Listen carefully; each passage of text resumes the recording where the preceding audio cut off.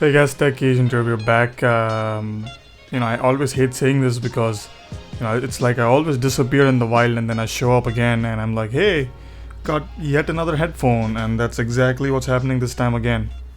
Got another headphone.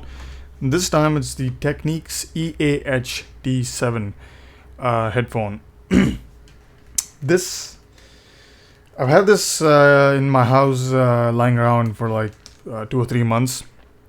So it's been here for a long time, and I never got around the video, so I thought I'll do this again. Um, this headphone is pretty rare. You don't see these a lot anywhere. In fact, if you do a Google search, you will hardly find 2 to 3 links. That's how much there is about this headphone on the internet. There's almost negligible amount of information. It is a very rare headphone. Very few units were made, and most of them just are pretty much destroyed, or you just don't see them that much. These are very, very rare. I've never seen one on any classifieds like eBay and stuff. They don't show up on eBay. I picked these up from a local classified, believe it or not, in India, which is very surprising because you don't find vintage headphones in India. But I did find this one for a really low price, and that is why I got it, because I was like, even though it's a gamble, for that kind of money, it doesn't matter. It came with the box and everything, so I was really excited about the score. And then turns out the headphone was dead. The guy didn't tell me anything, and I trusted him that it was gonna work, but. Yeah, it came with a dead driver, which sort of sucks, but I'll be explaining all those things further in the video. Let's go to the build quality. As you can see, it creaks and pops and rattles and stuff. It's cheap plastic. The adjustments are solid, but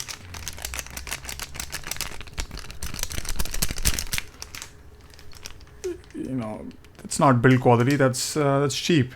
You have a metal headband, and it says proudly made in Japan in big bold letters. That's pretty good. You don't see that often nowadays, but it's made in Japan. In fact, if you it says right here who made it. It's made by Matsushita Electric Japan. This is the company that manufactured the Technics EAH-T7. I have not done a Google search on it, so if you guys are interested, you can do a search on it. It's Matsushita Electric Japan. Matsushita Japan.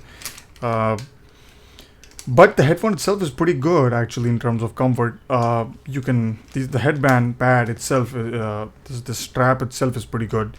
You got this nice soft material on top. For the age, it's in almost brand new condition. It's kind of like new old stock. It really sucks that the driver doesn't work, but the physical condition itself is just top notch. Now let's get to the main thing, and that is the driver itself. The thing about this Technics EAH-T7 is that the driver I have seen, the driver of this headphone, is one of the most weird drivers I've seen in any headphone, and that's because it's a mix of headphone technologies of different countries. The Germans make headphones in a particular way that I know. Japanese people make their style of headphones. What this headphone has is basically an AKG diaphragm with a Chinese-Japanese magnet system and an AKG voice coil as well. That's what's interesting about this headphone. The thing about this headphone that I find the most fascinating is that the diaphragm it uses is very similar and reminiscent to that of a K701. And that is interesting because the thing about this headphone is that this was launched back in the 1980s, and the K701 did not come until the 2000s. So you have this 20-year gap between this and the K701, and this uses a diaphragm very similar to a K701, and not similar to like a K501, K400, K500. No, very similar to a K701. So I have a feeling that AKG manufactured diaphragms in that time period and sold it to some other companies for their headphones. So AKG kind of exclusively was like a diaphragm distributor for these companies, or OEM for these companies. They also made voice coils as well, for Techniques. This is a 120 ohm headphone, so very similar to the K501, K1000 in terms of impedance. In the K612, K601, 120 ohm impedance. I did a multimeter check and it was around 114, 115. So, for 5D, 5 ohm tolerance in the voice coils. One was 114, I think.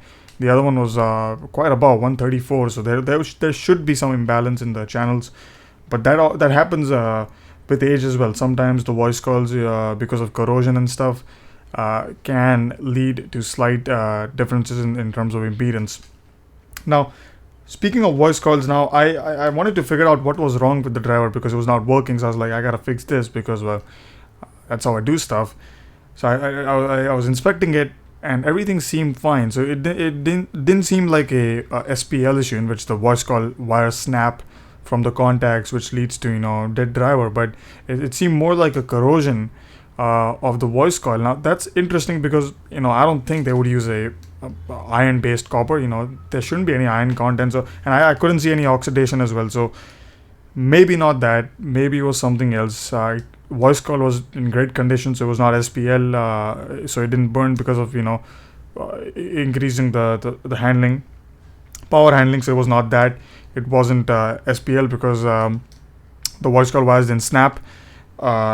Corrosion, I thought, but the voice coil itself was not corroded. Oxidation was not there, so I don't know what's going on. Maybe the magnet, I don't know. It just seems very odd. Everything's about it just seemed in great condition, but it just doesn't work, which is sort of sad because I would have liked to test this headphone out. It looks very interesting. It looks like a Yamaha orthodynamic, although it's not. It's dynamic. It looks like an orthodynamic because Yamaha's had this the housing very similar to this. It reminds me a lot of those. So when I bought these, I thought these are going to be orthodynamic and probably use the same Yamaha drivers, but these are dynamic itself. Overall, it's a very rare headphone. I cannot tell you guys how it sounds because I've never heard it. The one driver still works. I still have it, but I mean, one driver, that's not how you can judge a headphone. But very rare headphone. I don't know if I can recommend it because it's so hard to find. There's no information about it. I don't know how it sounds. Interesting driver. You got a AKG diaphragm. You got a AKG voice coil. You got a Japanese magnet, and just very interesting headphone, I think. Technics EAH-T7. It's a vintage. It looks like a vintage, as you can see. It's pretty cool. You don't find these that often, and I hope there's some information now about these than before. So take it easy, and like always, have a good one. One more thing, I will come up with the Xiaomi Mi headphone. The review is pending, and I'll be doing that in the next week, I think. I've been testing it out, and it's we'll see what happens in the review. But the review is coming, so stay tuned for that. But this has been the EAH-T7 from Technics, made in Japan, which you don't see that often. But a pretty cool headphone. When Technics used to make decent headphones, now they just make shit, Panasonic crap, cheap headphones. Take it easy and have a good one. All right.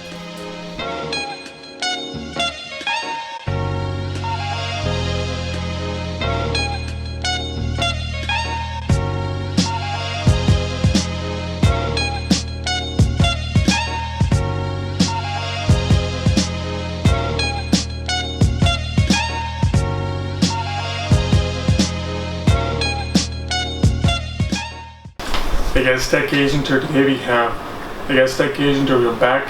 Hey guys, Tech Agent here. I'm back. We're back.